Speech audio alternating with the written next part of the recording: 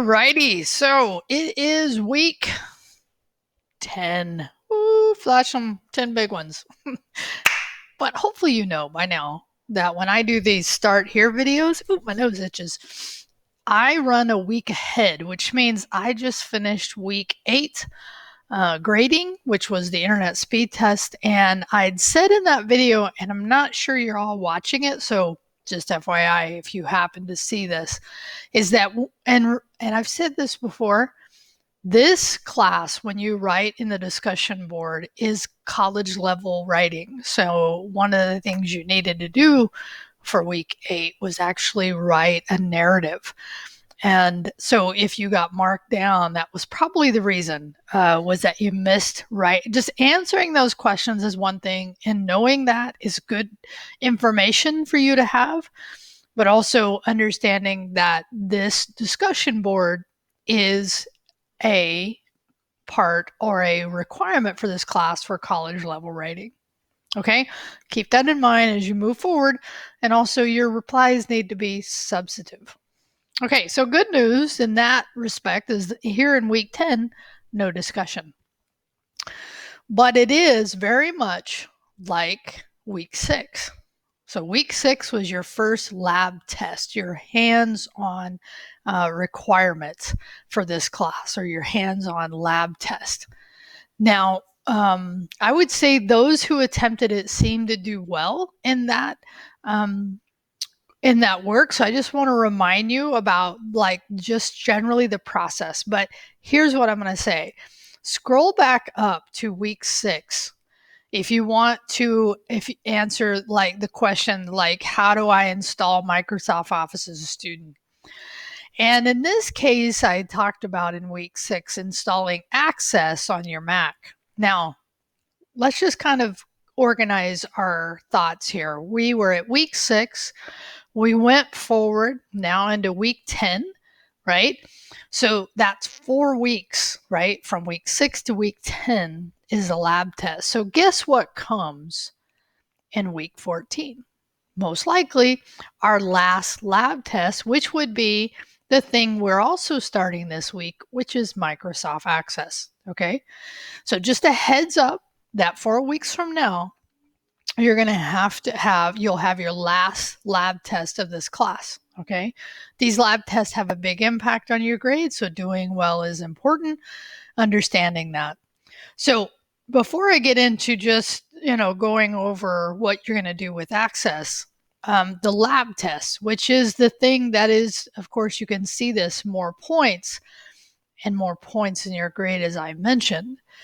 So in MyITLab, right, and I've already navigated to them, but you can see it in course, exams, and hands-on, and I've made this one available. So this is the one, and it works identical as far as the process to the Word lab test, which means you click on it, you open it, and I have it opened here. You download a starting file. So in this case, you have a starting file and you have instruction, just like we did for Word. But of course, the difference here is that you actually are working in Excel and applying the things in Excel that you've learned. Okay, so you download that, right? You get that on your computer. Now in my case, I'm on a Mac. Remember, on Windows, you can right click extract all, okay? But you don't have to on a Mac. So then once you get that, you open it. I did it twice accidentally, right? So there's your Excel file and there's your instructions. So you, again, work through, I'll go ahead and close. You work on the assignment on your computer, right? You can preview the steps they're talking about here is the ones that you downloaded. And here is what's really important.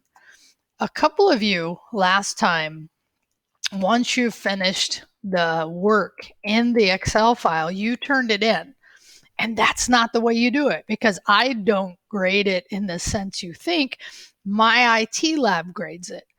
Right? So you upload here, you choose the Excel file, right? Now remember, when we're looking at file types, and again, I didn't do the work here, I'm just showing you, right? So in here, and be careful, make sure that you're only right? You start with one file, and that's the file that you submit, because as I'd said before, there's a little bit of tracking in that file. So this is the file you would submit once it's done, and then you submit for grading. Okay, so this process should feel familiar for those that did Word. Okay, it's the big difference, of course, is that you're doing steps in Excel.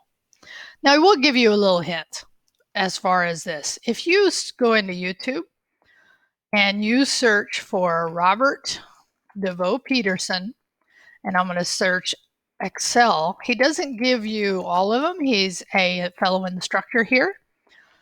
And this is the lab test has actually been updated a little bit. But if you click on this, he'll actually give you some good steps. Okay, you can see a lot of students have watched this. It'll give you some, helpful steps. Again, remember, this is an old version.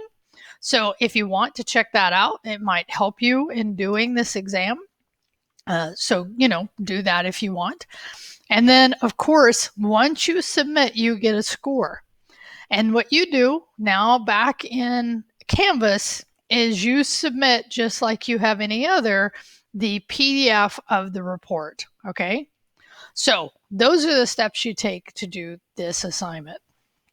And again, look back at week 6 if you have any questions about how to install Office if you didn't already get that done.